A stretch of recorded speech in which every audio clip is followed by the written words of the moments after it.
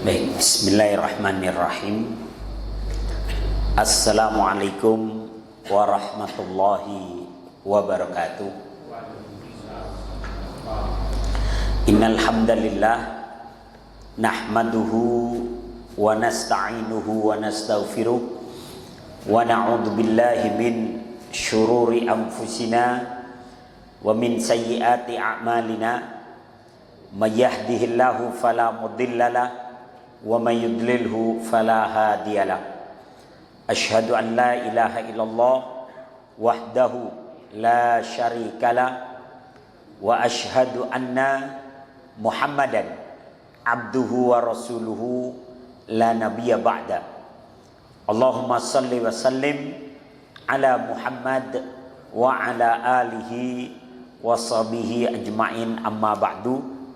Bapak-bapak yang dirahmati Allah Subhanahu wa taala, alhamdulillah pada malam hari ini kita mengawali kehidupan malam kita dengan beribadah, bermunajat kepada Allah Subhanahu wa taala, dilanjutkan dengan mendengarkan tausiah sampai waktu Isya tiba.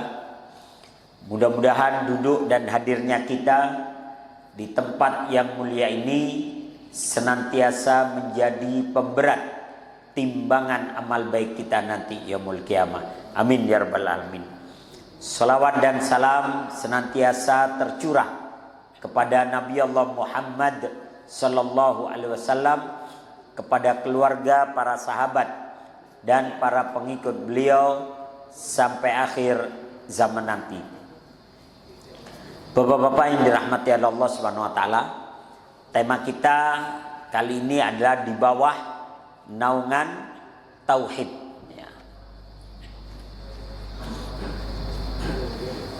Kita sering mendengar kalimat alaiha nahya wa alaiha namut. Di atas kalimat la ilaha illallah kita ingin hidup, dan dengan kalimat la ilaha illallah kita ingin diwafatkan.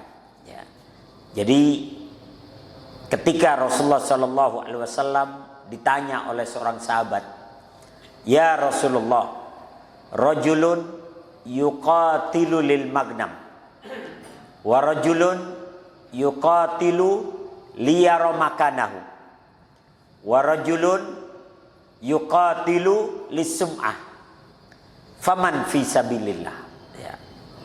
Wahai Rasulullah, ada orang bertempur karena ingin mendapatkan harta rampasan perang. Ada juga yang dia bertempur karena ingin mendapatkan kedudukan atau ingin jabatan setelah pertempuran selesai. Dan ada juga yang bertempur karena ingin dipuji. Faman fi sabilillah, manakah di antara ketiga itu yang mereka di jalan Allah? Maka Nabi menjawab dengan singkat, kata Nabi, man qatala li'ila'i kalimatillahi hiyal ulya fahuwa fi sabilillah.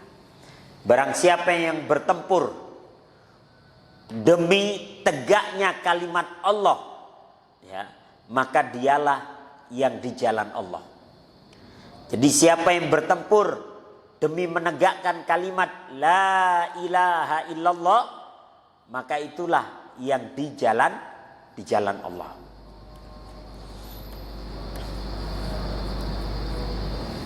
Allah Subhanahu wa taala menyatakan bahwa seluruh para nabi dakwanya adalah dakwah tauhid, dakwah mengajak kepada la ilaha illallah. Wa ma arsalna min qablika min rasulin illa nuhi ilaihi annahu la ilaha illa ana fa'budun. Surat Al-Anbiya ayat 25. Dan tidaklah kami mengutus seorang rasul sebelum engkau wahai Muhammad, kecuali telah kami wahyukan kepadanya bahwasanya tidak ada ilah, tidak ada yang layak disembah dengan sebenarnya kecuali aku, kata Allah. fa'budun, maka sembahlah aku. Dan dakwah kepada la ilaha illallah itu adalah dakwah seluruh para nabi dan rasul. Ya. Kemudian la ilaha illallah, kalimat yang ringkas, kalimat yang lugas tapi tegas. Ya. Namun kalimat inilah yang menjadi titik sengketa antara umat Islam dengan kaum musyrikin Quraisy ketika itu. Jadi titik sengketanya di sini. Orang-orang Quraisy itu kalau ditanya, siapa yang menciptakan langit dan bumi? La yaqulunnallah.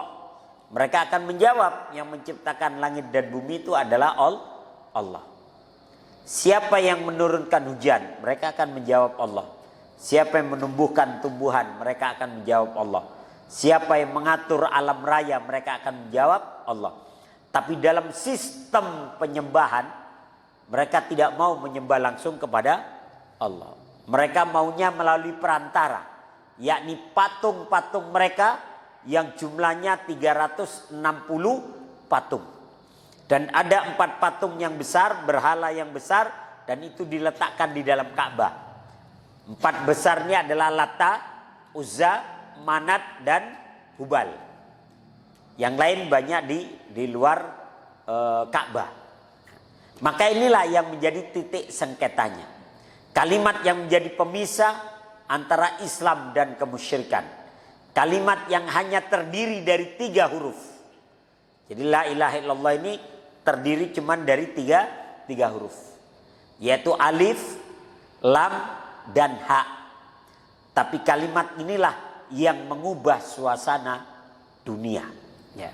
Kalimat inilah yang kemudian menjadi penyemangat kaum muslimin. Sehingga ketika terjadi pertempuran dalam Mu'tah, 3.000 pasukan Islam melawan 200.000 pasukan Romawi Timur, Konstantinopel, maka panglimanya diantaranya adalah Khalid, kemudian ada Zaid bin Harisa, kemudian ada Ja'far bin Abi Thalib, ada Abdullah bin Rawaha. Maka mereka semua memberikan semangat dengan mengatakan wal nuqatil duna la ilaha illallah hatta nahlika au turfa'a la ilaha illallah. Kita akan lawan mereka demi kalimat la ilaha illallah sampai kita yang binasa karena la ilaha illallah, atau la ilaha illallah tegak di bumi persada. Semangat juga muslimin. Maka di perang Mu'tah Romawi berhasil dipukul mundur. Dan Romawi kemudian berhitung sekali ketika harus berhadapan dengan kaum muslimin. Puncaknya dalam perang Tabuk, Romawi memilih tidak mau bertempur dengan kaum muslimin dan memilih untuk membayar jizyah. Ya. Kemudian 450 tahun kemudian ada seorang panglima yang luar biasa, namanya Alip Arsalan. Dia dari Turki Utsmani. Dia harus menghadapi imperialisme Romawi Barat.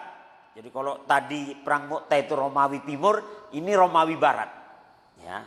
Karena Bizantium itu atau kekuasaan Romawi Timur dan Barat itu hampir 3/4 dunia Pak dikuasai. Maka Alip Arsalan ketika itu mengobarkan semangat pasukannya melawan Romawi Barat, ya, dengan mengucapkan wal nuqatil duna la ilaha illallah hatta nahlika au turfa'a la ilaha illallah. Kita akan lawan mereka demi kalimat la ilaha illallah sampai kita yang binasa karena la ilaha illallah atau la ilaha illallah tegak di bumi persada. Maka Romawi itu bisa dikalahkan Pak. Sehingga Romawi Barat maupun Romawi Timur yang tadinya kekuasaannya luas, sekarang hari ini menjadi negara terkecil di dunia. Dan negara itu berubah menjadi nama yang tadinya Romawi, Bizantium, sekarang berganti nama menjadi Vatikan. Dan kalimat la ilaha illallah mulai berkumandang di sana. Ya. Jadi Romawi yang tadinya besar itu kemudian menjadi negara kecil hari ini, terkecil sedunia, yakni Vatikan. Nah, Roma, ya kata Nabi, engkau akan menaklukkannya hanya dengan takbir, tahmid dan tahlil kalian. Inilah kalimat la ilaha illallah. Makna tauhid secara istilah syariat, makna tauhid adalah menjadikan Allah sebagai satu-satunya sesembahan yang benar dengan segala kekhususannya. Ya, segala kekhususannya itu tadi, kita mau ibadah diawali takbiratul ihram, ada ruku, ada sujud, kemudian ditutup dengan salam. Kalau kita berpuasa maka diawali dengan santap sahur, kemudian diakhiri dengan berbuka puasa. Kalau haji, ya kita datang ke Mekah, kita tawaf, kemudian lempar jumroh dan sebagainya. Itu yang menjadi kekhususannya. Nah, masyarakat Quraisy kalau ditanya siapa yang menciptakan langit dan bumi, pasti menjawab Allah. Hanya saja dalam sistem penyembahan mereka maunya melalui berhala-berhala yang mereka ciptakan sendiri, ya. Ini ketika masyarakat Quraisy, ya, mereka menjadikan patung-patung mereka sebagai perantara, ya. Nah, ini Abu Lahab dan istrinya, ya. The gods of the Kaaba, their knees, their upkeeps. Nah, di sini ini dukunnya ini melihat Rasulullah, maka dia ketakutan. Jadi di antara musuh Rasulullah adalah al-kahin, para dukun, dan al-arraf, orang-orang tukang ramal. Nah, ini Abu Lahab dan istrinya Ummu Jamil, di mana kedua orang ini divonis akan masuk ke dalam neraka. Yang kita baca tabbat yada Abi Lahab, ya. For a man who dares to risk the anger of Al-Uzza, Jadi Abu Lahab dulu bagian ngurusi beginian. God of our prosperity, Abu Lahab, Abu Jahal, Abu Sofyan. God of our family, Jadi Abu Lahab dengan Abu Sofyan ini dua orang yang berbeda. Kalau Abu Lahab our caravans and predicts itu paman Nabi. Kalau Abu Jahal itu pamannya Umar bin Khattab. Ya. Blasphemous. Yes. I'm afraid Muhammad will harm himself. Nah, ini jadi masyarakat Arab itu mereka menjadikan patung-patung itu perantara dalam menyembah Allah. Bahkan mereka kalau musim haji menyembelih korban mereka, kemudian darahnya diusapkan kepada berhala-berhala itu untuk mencari berkah. Kemudian kambing-kambingnya yang utuh itu diletakkan di depan berhalanya. Kemudian ditinggalkan sebagai persembahan. Kemudian siapa yang ngambil? Yang ngambil ya Abu Lahab, Abu Jahal, dan Abu Sofyan. Makanya mereka nggak mau itu dihilangkan. Kenapa? Dapur ngepul itu kalau lewat begituan. Ya, kadang orang mempersembahkan uang dinar, uang dirham, mempersembahkan makanan atau apapun, bahkan pakaian dan sebagainya, dipersembahkan kepada patung-patungnya, ditinggal kemudian. Siapa yang mungut? Abu Lahab, Abu Jahal, Abu Sofyan. Ya, mengabu-abu ini kerjanya begitu, ya. Nah, ini. Jadi Abu Sofyan itu presidennya Quraisy. Abu Jahal kalau bahasa kita itu MPR-nya Quraisy. Dan Abu Lahab itu DPR-nya Quraisy. Maka tiga orang ini yang mengatur itu. Pokoknya jangan sampai Muhammad menghapus ini semua.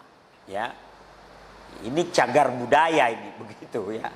Maka sebenarnya bukan masalah apa. Di situ ada keuntungan di situ. Ya.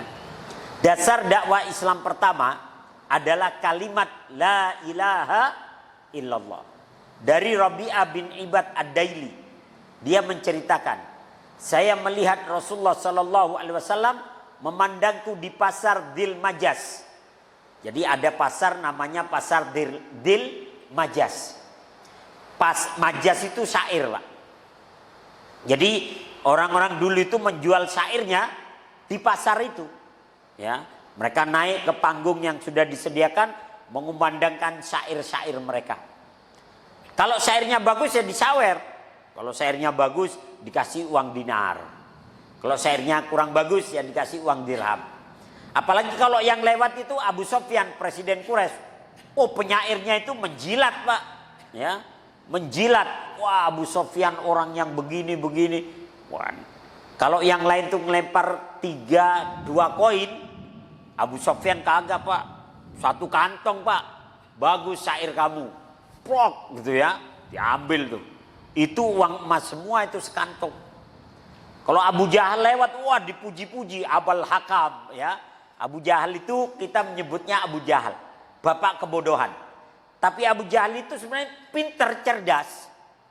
Ya, maka dia di kaumnya disebut Abul Hakam, bapak yang cerdas, bapak yang bijaksana. Nah, disebut Abu Jahal karena dia nggak mau menerima kebenaran padahal dia tahu. Ya, padahal dia tahu. Maka ketika para penyair sudah selesai menjual syair mereka, Rasulullah naik itu. Dan Rasulullah kemudian mengucapkan, dikira Nabi mau bersyair enggak? Nabi menyatakan, ya ayyuhan nas, qulu la ilaha illallah tuflihu. Wahai manusia, ucapkanlah la ilaha illallah, kalian pasti menang. Ya. Mendengar ini, maka orang-orang yang ada di situ terpecah menjadi 2 kelompok. Satu kelompok mengikuti apa yang diucapkan oleh Nabi, karena mereka tahu Muhammad tidak pernah berbohong, Muhammad tidak pernah berdusta. Ya. Sebagian lagi yang merasa terancam ini, Tuhan-Tuhan mereka kemudian memberikan jawaban, yang jawaban itu kemudian diabadikan dalam surat Sad ayat 5. Ya. Aja'alal alihata ilaha wahida inna hadza la syai'un ujab. Ya. Apakah Muhammad itu hendak menjadikan Tuhan yang beraneka ragam ini menjadi satu Tuhan saja? Inna hadza la syai'un ujab. Sungguh ini ajakan yang aneh. Jadi buat mereka aneh. Oh, Tuhan kita aja jumlahnya 360. Suruh diganti satu Tuhan saja, gak kelihatan pula. Aneh ini Muhammad, ya. Dan itu memang benar. Sehingga Nabi menyatakan, bada'al islamu ghariban wa sayaudu ghariban kama bada fatuba lil ghuraba. Islam dulu dianggap aneh saat kedatangannya. Dan nanti di akhir zaman Islam akan dianggap aneh lagi oleh orang Islam sendiri. Kalau dulu dianggap aneh oleh orang musyrik Quraisy, tapi nanti di akhir zaman justru yang menganggap asing atau aneh adalah orang Islam sendiri. Ini semua menunjukkan bahwa orang musyrikin Quraisy paham akan kalimat la ilaha illallah. Mereka juga paham akan konsekuensi ketika mengucapkan kalimat itu. Ketika mereka mengucapkan la ilaha illallah, mereka harus tinggalkan semua Tuhan-Tuhan atau berhala-berhala yang selama ini mereka dewa-dewakan. Ya. Kalimat ini sangat bertentangan dengan keyakinan mereka. Tapi Pak, akhirnya Abu Sofyan itu akhirnya masuk Islam. Dan dia mengakui, Muhammad, sebenarnya saya tahu agamamu ini benar. Sejak dulu saya tahu. Tapi gimana lagi, saya presiden Quraisy. Dan saya harus melestarikan apa yang menjadi kebutuhan masyarakat saya. Tapi begitu dia masuk Islam, saya tahu bahwa Tuhan-Tuhan itu tidak bisa melakukan apa-apa. Ya, setelah dia masuk Islam, dia mengakui bahwa sebenarnya dari dulu saya tahu kamu benar. Inilah Abu Sofyan. Dan akhirnya dia masuk Islam. Islamnya juga bagus, ya. Bahkan dia sempat ikut dalam perang Hunain, ya. Dan Abu Sofyan kemudian mata kirinya itu kena panah dalam perang Hunain. Makanya setelah itu Abu Sofyan itu memakai itu Pak, yang kayak bajak laut itu, ya, ditutupi matanya satu, ya. Nah ini, itu Abu Sufyan. Tapi Islamnya kemudian bagus. Dan dia tetap memimpin Mekah setelah Mekah ditaklukkan. Nah orang-orang Quraisy itu, ya, mereka mengatakan kami tidak menyembah patung ini kecuali hanya ingin mendekatkan diri kepada Allah lebih dekat lagi. Dan itu kemudian diabadikan dalam surat Az-Zumar ayat 3. Walladzina takhadu min dunihi awliya ma na'buduhum illa liyuqarribuna ilallahi zulfa, ya. Mereka mengatakan tidaklah kami beribadah kepada mereka, yakni kepada berhala-berhala itu, selain agar mereka mendekatkan diri kami kepada Allah lebih dekat lagi. Lebih dekat lagi. Ya. Kalau dulu patung, Pak. Ya, kalau sekarang itu kadang kuburan yang dijadikan sarana untuk mendekatkan diri kepada Allah. Kadang pohon, kadang apa, yang lainnya pun bisa. Ya. Maka inilah yang diinginkan oleh Allah, bahwa ketika kita mengucapkan la ilaha illallah, maka peribadatan itu langsung kepada Allah. Dahsyatnya kalimat la ilaha illallah.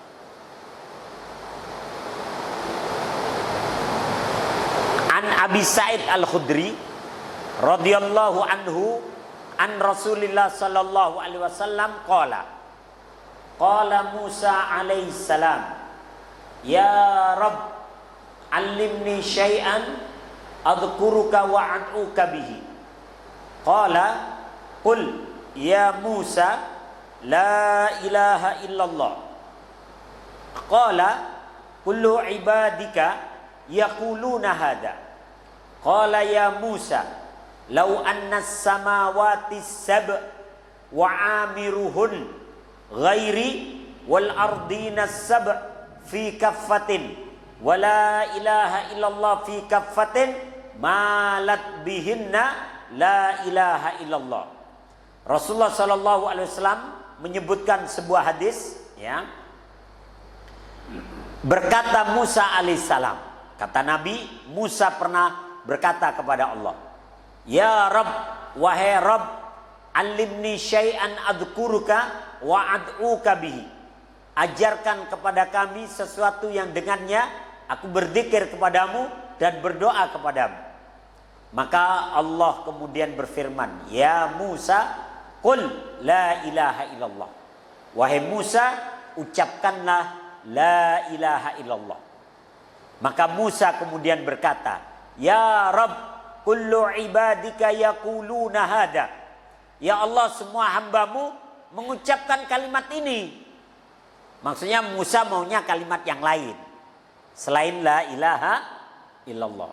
Ya, maka Allah kemudian menyatakan, ya Musa, lau annas samawati sab' wa amiruhunna ghairi wal ardina sab' fi kaffatin wa la ilaha illallah fi kaffatin malat bihinna la ilaha illallah.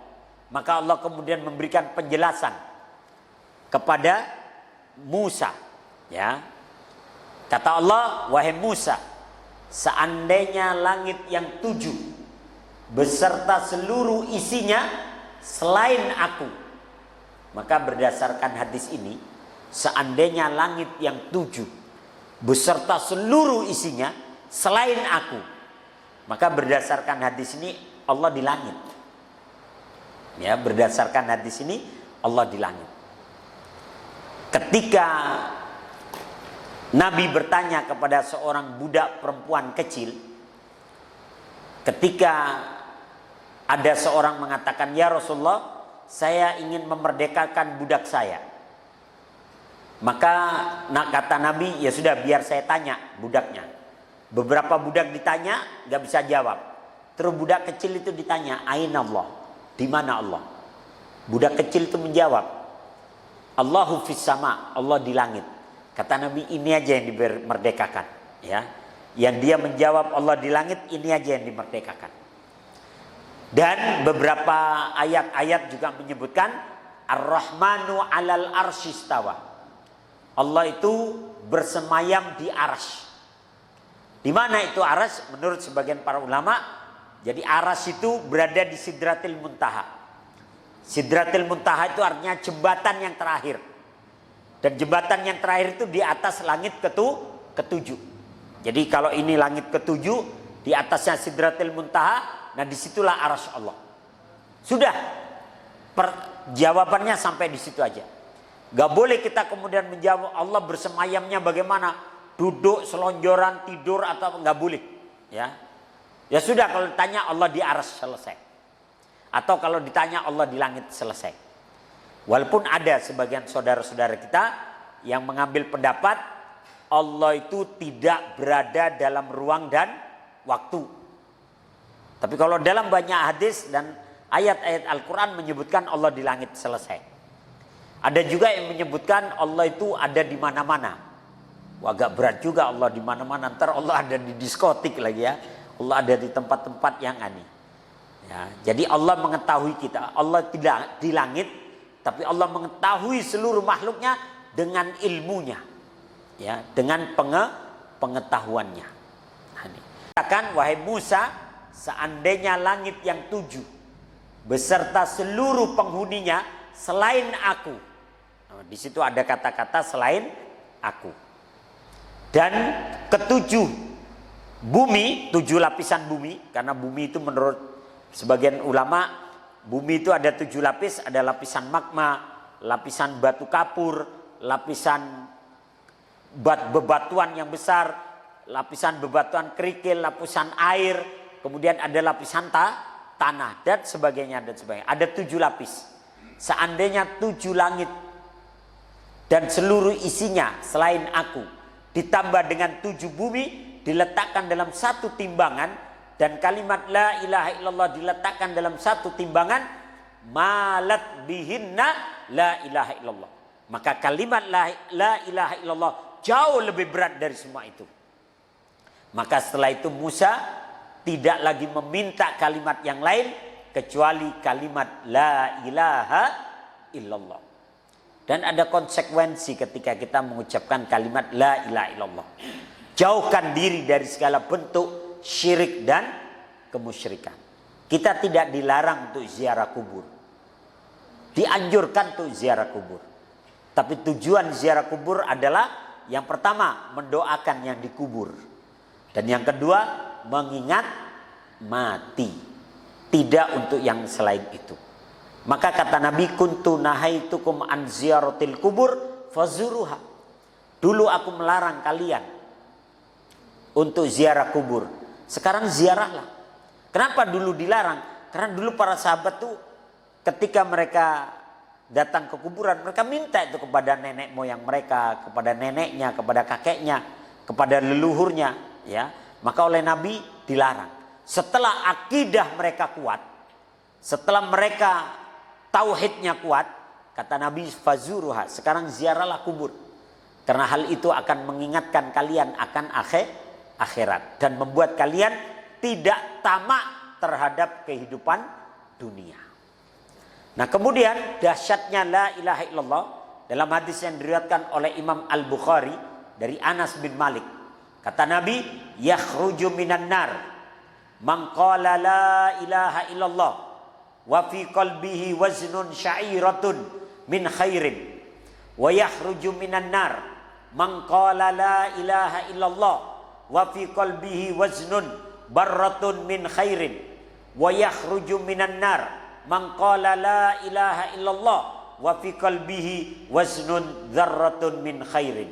Kata Nabi, nanti pada hari kiamat akan keluar dari neraka orang-orang yang pernah mengucapkan la ilaha illallah, ya, sedangkan dalam hatinya terdapat kebaikan seberat biji beras.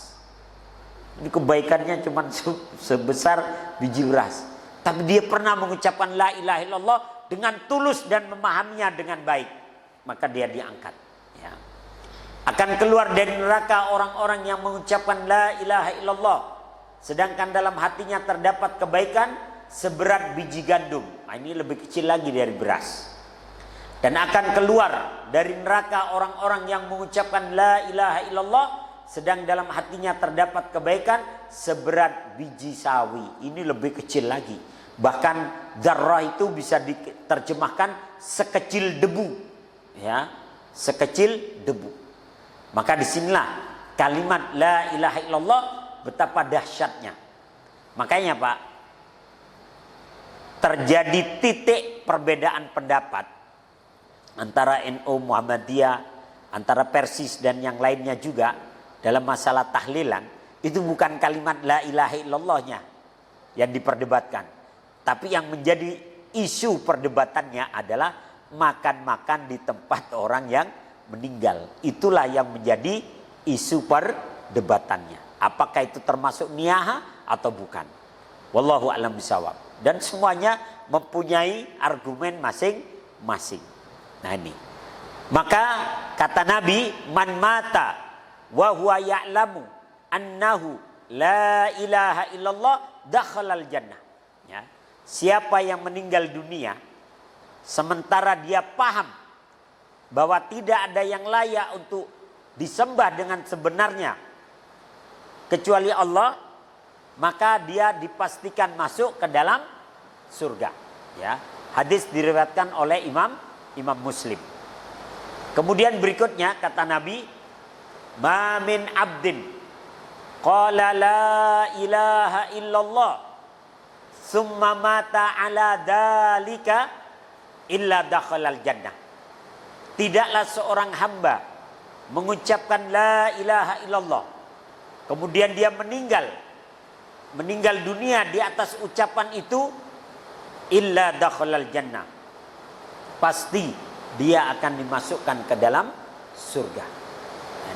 Makanya Pak, kalau ada yang mau meninggal dunia, kita disunahkan untuk mentalkin, mengajari.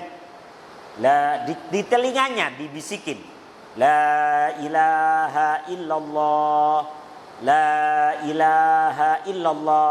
Jadi diajarkan kalimat la ilaha illallah. Jangan diginiin, bah, nyebut bah. Akhirnya dia begini, nyebut, malah nyebut lah ya. Ucapkan la ilaha illallah supaya ditiru. Ya, supaya ditiru.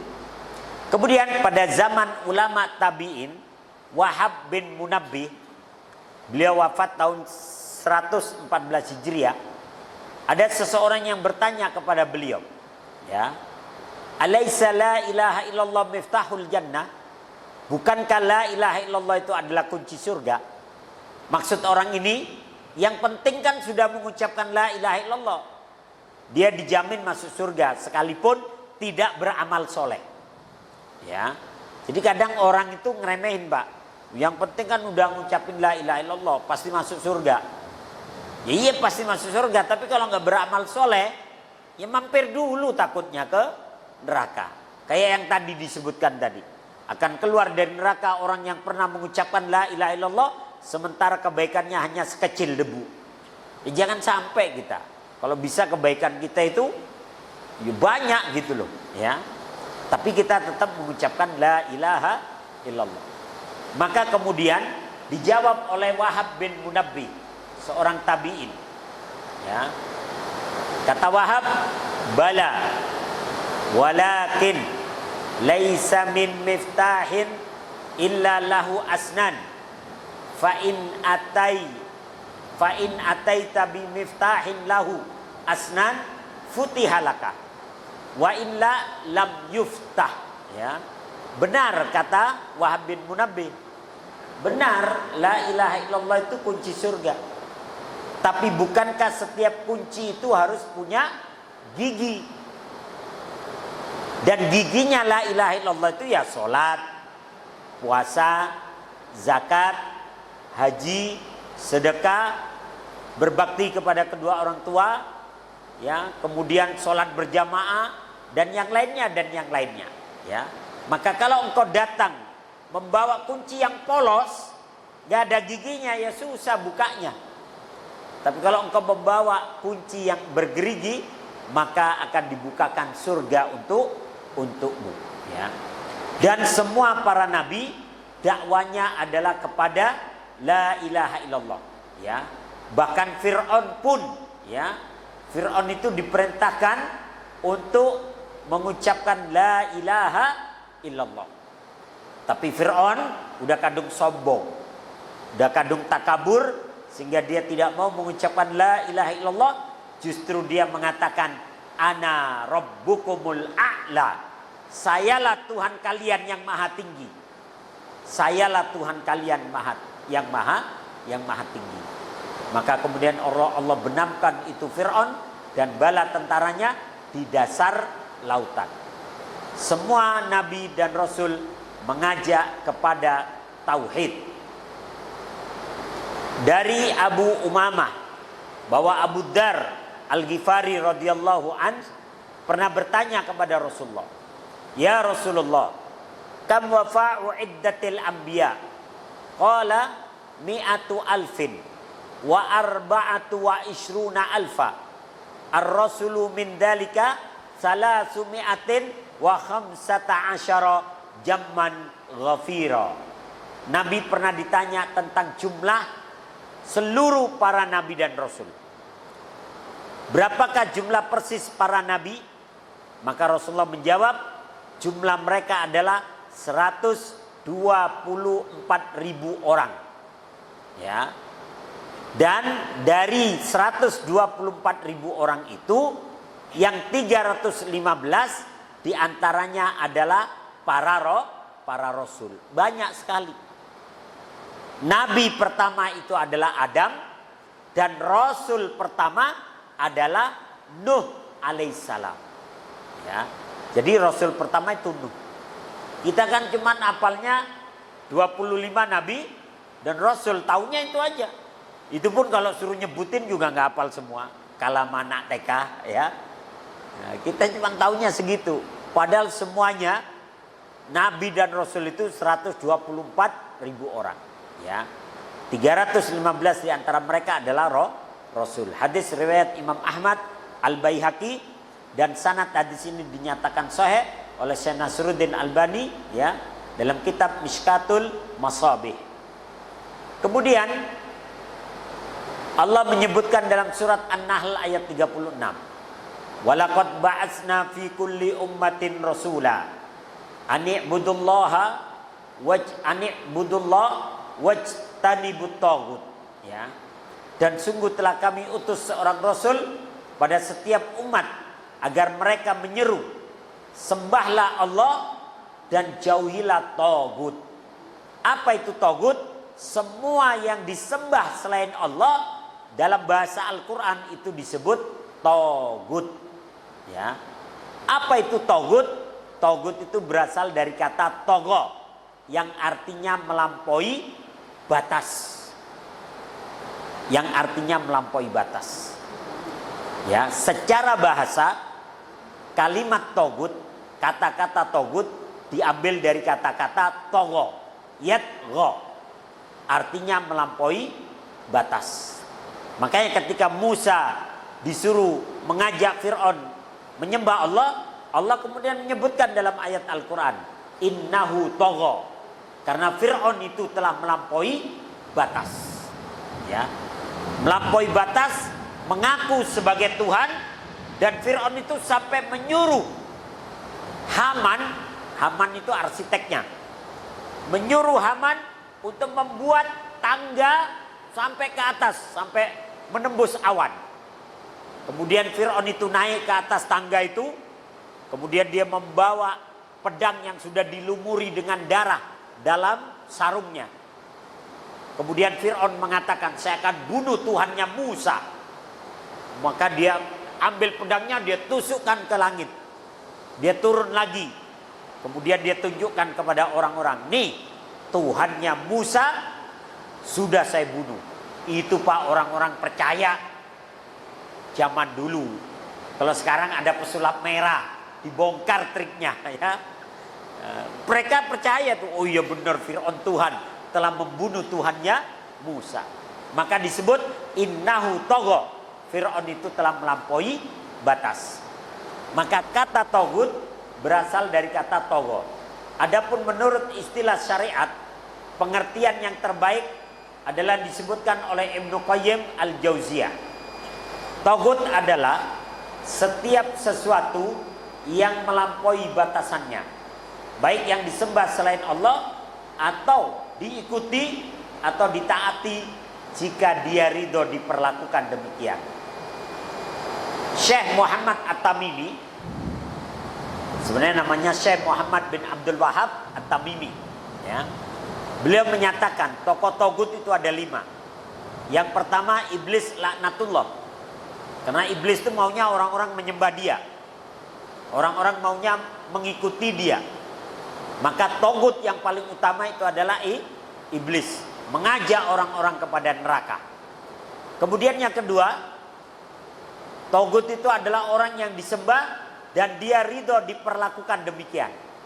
Kalau ada orang rela didewa-dewakan, dipuja-puja, ya, siapapun dia, mau tokoh agama, tokoh politik, tokoh masyarakat, atau tokoh siapapun yang dia rela dipuja-puja, didewa-dewakan, dielu-elukan, ya, sampai melampaui batasannya. Bahkan kan ada yang sampai kakinya dicium-cium, Pak, ya. Nah, itu maka dia ridho dengan itu, ketika itu dia telah menjadi tauhid, ya. Kemudian orang yang menyuruh orang lain agar menyembah dirinya, seperti Fir'aun, kemudian Namrud, kemudian ada Mirza Ghulam Ahmad. Mirza Ghulam Ahmad tuh nggak cuma mengaku sebagai nabi, dia juga mengaku sebagai Imam Mahdi, bahkan dia mengaku sebagai Allah, karena Allah telah menyatu dalam urat-urat nadinya, kata dia. Ya, jadi dia minta didewa-dewakan. Kemudian yang keempat, orang yang mengaku mengetahui ilmu gaib, para dukun, para tukang ramal, ini juga disebut bagian dari tokoh togut. Kemudian berikutnya orang yang berhukum dengan selain hukum Allah, padahal seharusnya dia mampu menegakkan hukum Allah, siapapun itu, ya, mau tokoh masyarakat atau siapapun, tokoh agama atau bahkan tokoh politik misalnya, seandainya dia harusnya mampu menegakkan hukum Islam tapi tidak mau, maka ketika itu dia dianggap togo, ya, dianggap melampaui batas. Wallahu a'lam bisawab. Mudah-mudahan Allah menghidupkan kita di atas kalimat la ilaha illallah, dan mudah-mudahan Allah mewafatkan kita di atas kalimat la ilaha illallah. Itu aja yang dapat saya sampaikan. Mudah-mudahan ini manfaat. Mari kita tutup dengan hamdalah dan doa kafaratul majlis. Alhamdulillahirabbil alamin. Subhanakallahumma wa bihamdika asyhadu an la ilaha illa anta astaghfiruka wa atubu ilaik. Assalamualaikum warahmatullahi wabarakatuh.